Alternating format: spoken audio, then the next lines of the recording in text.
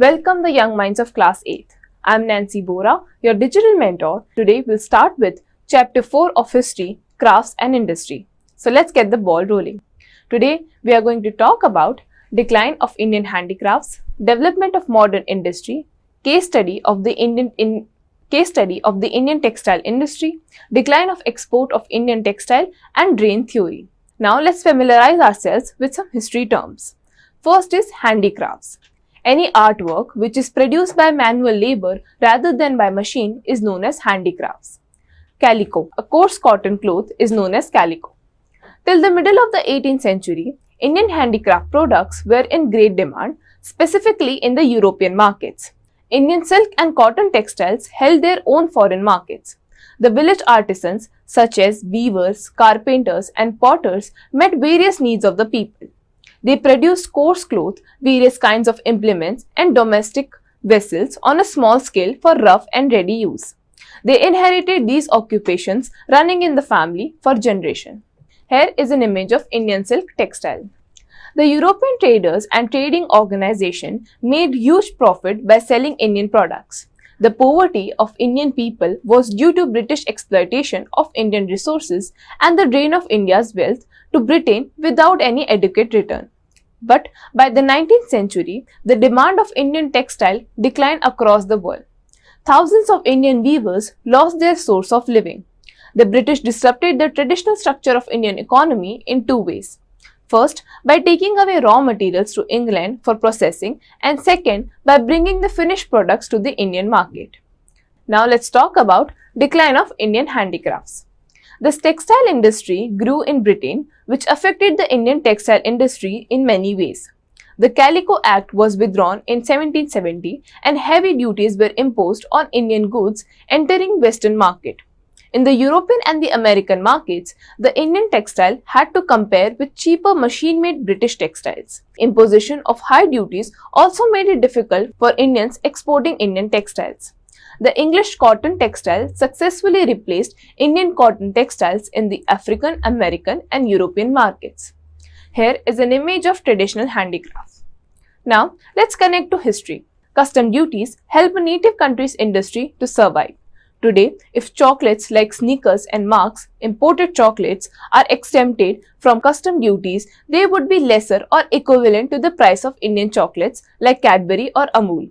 As a result, if consumers prefer imported chocolates at the same or lesser price, then Indian chocolate industries would be shut down. So, to protect native industry, custom duties are imposed. Additionally, the British Parliament made export of machine-made British textile in the Indian market compulsory. This resulted in a change of scene.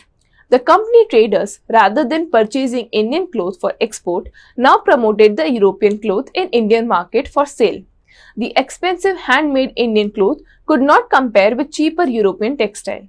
This led to deindustrialization in India. Now, let's talk about an extract from History of British India from 1805 to 1835. The history of the trade of cotton clothes with India is a melancholy instance of the wrong done to India by the country on which she had become dependent. It was stated in evidence that the cotton and silk goods of India up to this period could be sold for a profit in British market at a price from 50 to 60% lower than those fabricated in England. It consequently became necessary to protect the latter by duties of 70 and 80% on their value or by positive prohibition. Had this not been the case, the mills of Paisley and the Manchester would have been stopped at their outset. They were created by the sacrifice of Indian manufacturer. Here is an image of spinning jenny. Now, thousands of spinners and weavers in India could not sell their goods and became unemployed. British cotton clothes flooded the Indian market by the 1830s. Moreover, as the company gained more control in India, the Indian rulers lost their power. This affected the Indian handicraft industry as these rulers had provided patronage to many artists and craftspeople. Their livelihood was lost and many shifted to village for agriculture. Major industrial centers such as Dhaka in the east, Petboli, Masulipatam in the south and Varanasi in the north became deserted. India now turned into a supplier of raw materials from a flourishing trade center. India was drained of its wealth while the British trade grew and traders became rich. However, this did not result in a complete destruction of handloom weaving.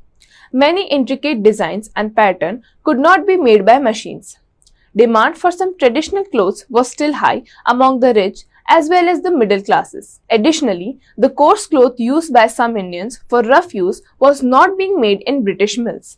Later, the national movement also helped in sustaining the traditional cotton textile industry in India. Mahatma Gandhi promoted charkha as a symbol of self-reliance and the use of khadi and urged people to boycott clothes made in English mills. Here is an image of a charkha. Now, let's talk about decline of export of Indian textiles. From the beginning of the 18th century, the wool and silk makers in England were jealous of the popularity of Indian textile and started protesting against the import of Indian cotton textiles. In 1720, the British government passed a law banning the use of printed cotton textile called chintz in England. At this time, the cotton textile industry was just beginning to develop in England. The manufacturers were unable to compete with Indian textiles. They wanted to sell their goods in the country by preventing the entry of Indian textile. The parliament prohibited the import of all dyed cloth, which was followed by a complete ban on the use of printed calicoes in England. Here is an image of a cotton mill in England. As cotton industry developed in England, the industrial groups pressurized the government to impose duty on cotton textiles coming from outside so that the goods manufactured within the country could be easily sold. At the same time, the industrial groups viewed India as a vast market for their mill-made goods. They persuaded the East India Company to sell British manufactured goods in India. The machine-made goods were so cheap that weavers could not compete with them. Now, let's connect to history once again. Even after the rise of modern industry in the country after World War I, the process of deindustrialization of India continued. It meant a fall in the percentage of workers in the agricultural sector.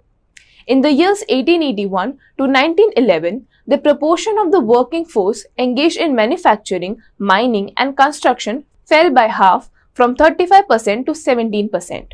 According to census report, between 1901 to 1941 alone, the percentage of population dependent on agriculture increased from 63.7% to 70%. By the middle of the 19th century, the weavers faced a new problem. The raw cotton was exported to England and it was difficult to find the fine quality raw cotton. As the demand increased, the price of the raw cotton rose exorbitantly. By 1880, two-thirds of all cotton clothes worn by Indians were made of cloth produced in England. This affected not only the weavers but also the spinners. Thousands of rural women who lived by spinning were rendered jobless. Here is an image of raw cotton. Now let's talk about after the declining of textile industry. After the decline of the textile industry, many weavers became agricultural laborers. Some migrated to the city in search of job, some went to work on the plantations, others became indentured laborers under contract and went to work in Mauritius, Fiji Islands, Guyana. Some others got jobs in the new textile mills which were being set up in Bombay, Kanpur and other places. Now, let's talk about development of modern industries. Growth of Indian industries took place around 1850s and 60s, though very slowly. The British wanted India to always remain its colony which could be exploited for furthering of British interests. As an effect of the Industrial Revolution in England, in India too, indigenous craftsmanship was replaced by a modern and mechanized industrial system. The British improved the plantation industry for their own gain. Cultivation of food crops was replaced by cash crops like indigo, tea, coffee, jute, cinchona, rubber, sugarcane and oilseeds. In Bihar and Bengal, indigo was an important plantation crop. It was used to dye clothes. Another important plantation crop that was grown in Assam, Bengal and South India was tea and coffee. Cinchona and rubber plantation were mostly located in many states of South India. In the second half of the 19th century, modern mechanized industries were set up by the British. This brought a complete overhaul to the industrial scenario in India. The industry which developed during this time was cotton, jute, coal, iron and steel, sugar and cement. Here is an image of coal mining. Here is an image of cotton industry. Now let's talk about cotton textile industry. Cotton mills were mostly set up in Ahmedabad, Bombay and Madras. The first cotton mill was set up in Bombay in 1854 by a Parsi merchant Kawasji Nanabhai. These industries produced cotton yarn for Indian cottage industry. India succeeded in making its position among the top textile industries of the world. Now, let's talk about jute industry. Jute industry developed in the middle of the 19th century. The jute industry was mostly Bengal based. However, the owners of the jute industries were mostly British. The first jute mill was established in Rishra near Calcutta. In 1887, there were around 20 jute mills employing a large number of people. Soon, jute emerged as a major item of export. Now, let's talk about iron and steel industry. India had the great reputation of producing quality iron and steel since ages long ago. The iron pillar of Chandragupta Vikramaditya at Mehrauli still stand witness to this fact. Later on, the Mughals as well as Tipu Sultan of Mysore greatly contributed to this craft.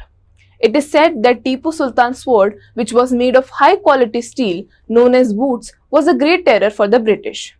Here is an image of Tipu Sultan's sword. But in the 19th century, the art of smelting iron was on the decline because of the loss of royal patronage and the laws made by the foreign rulers. In more villages, the furnaces fell into disuse and the production of iron came down drastically. The forest law prevented the people from entering the reserve forest. Then how could the iron smelters get wood for making charcoal which could be used in furnaces? Thus, they were forced to abandon their ancestral craft of smelting iron. However, under the colonial rule, the iron and steel industry, one of the basic industries, had a humble beginning. In the 19th century, its production was limited to only 35,000 tons in the early years of 20th century. A significant step was the formation of Tata Iron and Steel Company, TISCO, now Tata Steels, in the Singhbhum district of Bihar in 1911. The World War I provided a big opportunity to carry out the expansion of its plants. Various factors helped the TISCO to expand steel production during the First World War. Firstly, as a result of the war, it became quite impossible for the British government to send their steel consignments to India. Secondly, now all steel that used to be produced in England was required to meet the demands of the war material that was essential to save Britain from the onslaughts of the German forces and their allies. Thirdly, TISCO was asked by the British government to produce shells and carriages wheels for the war. Fourthly, forced by circumstances, the Indian Railways turned to TISCO for the supply of rails. In this way, according to an estimate, by 1990, the British government was forced to buy 90% of the steel manufactured by TISCO. As a result, within the next few years, TISCO became the biggest steel industry within the British Empire. Soon, many other steel companies were established in West Bengal and Mysore also. The excessive demands created by World War II further encouraged the industry, and by 1939, a good variety of iron and steel products like pig iron, finished steel and steel ingots began to be produced. Here is an image of Jamsetji Nusarmanji Tata, the founder of TISCO. Now let's talk about other industries. The cement industry was also established around this period. Other industries of import were paper matches and the glass industry. Thus, the growth of India's industries, though slow and erratic, was quite notable. Now, let's talk about drain theory. Dadabhai Naoroji was the first man to say that the internal factors were not the reasons of poverty in India, but poverty was caused by the colonial rule that was draining the wealth and prosperity of India. In 1867, Dadabhai Naoroji put forward the drain of wealth theory, in which he stated that the Britain was completely draining India. He mentioned this theory in his book Poverty and Un-British Rule in India. He also stated the loss of millions of pounds of revenue to Britain. Dadabhai Naoroji considered it as a major evil of British in India. On the footsteps of Dadabhai Naoroji, R.C. Dutt also promoted the same theory by keeping it as a major theme of his book Economic History in India.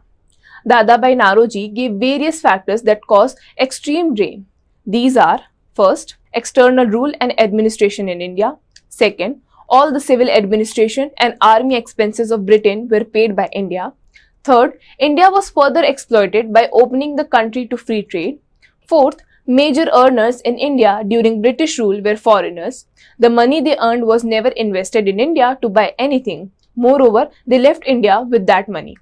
Fifth, through different services such as railways, India was given a huge amount to Britain. Trade as well as Indian labor was deeply undervalued. Along with this, the East India Company was buying products from India with Indian money and exporting it to Britain. Dadabhai Naoroji was respected both in Britain as well as in India for his loyalty towards British and services for Indians. For this reason, he was elected as the President of Indian National Congress not once or twice but for 3 times. Students, so now let's wrap up and see what we have learned so far. Till the middle of the 18th century, Indian handicraft products were in great demand. Second, the decline of Indian handicrafts did not occur all of a sudden, rather, it came to be systematically ruined by the British. In the 19th century, India faced severe deindustrialization. India was made subservient to the empire and vast wealth and was sucked out of the subcontinent. Some of the important industries that developed in India in the second half of the 19th century were the iron and steel industry, jute industry, textile industry and sugar industry. Students, that was it for today. I hope that you have learned something. We'll meet again in the next class.